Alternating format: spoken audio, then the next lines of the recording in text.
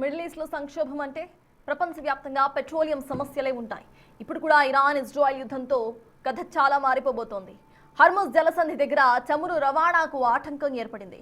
ఈ పరిస్థితులు ఇలాగే కనుక కొనసాగితే భారత్ లాంటి దేశాలకు ఆప్షన్స్ ఏమున్నాయి, అసలు ఏం జరుగుతుందనేది ఉత్కంఠగా మారుతోంది.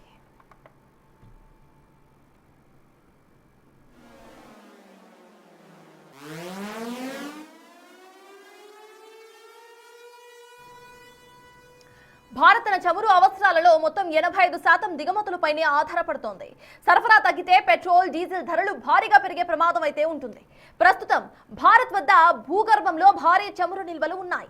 Indian strategic petroleum reserve limited లెక్కల ప్రకారం మొత్తం నిల్వ సామర్థ్యం 5.33 మిలియన్ మెట్రిక్ టన్నులు. ఈ నిల్వలు ఇండియాకు సుమారు 9.5 రోజులకు సరిపోతాయన్న అంచనాలు ఉన్నాయి. ఇవి కాకుండా దేశంలోని చమురు శుద్ధి సంస్థలు తమ వద్ద సుమారు 64 రోజులకు సరిపడా ముడి చమురు, పెట్రోల్, డీజిల్ నిల్వలు కలిగి ఉన్నట్టుగా ప్రకటించాయి. మొత్తంగా కూడా భారత్కు సుమారు 74 రోజుల పాటు ఎలాంటి దిగుమతులు లేకుండా నెట్టుకు రాగలదు. భారత ప్రభుత్వం ప్రస్తుతం 3 ప్రధాన ప్రాంతాల్లో ఈ భూగర్భ చమురు నిల్వలను ఏర్పాటు చేసింది. విశాఖపట్నంలో 1.33 మిలియన్ మెట్రిక్ టన్నులు, ఇక మ్యాంగ్లూరులో 1.5 మెట్రిక్ టన్నుల నిల్వ సామర్థ్యం ఉంది.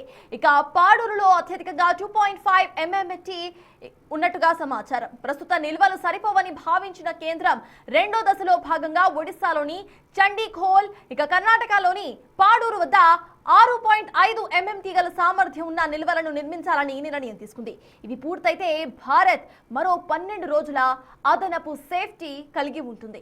యుద్ధం సుదీర్ఘకాలం కనుక కొనసాగితే రష్యా లేదా అమెరికా వంటి దేశాల నుండి ప్రత్యామ్నాయ మార్గాల ద్వారా భారత్ చమురు సేకరించాల్సిన అవసరము ఉంటుంది.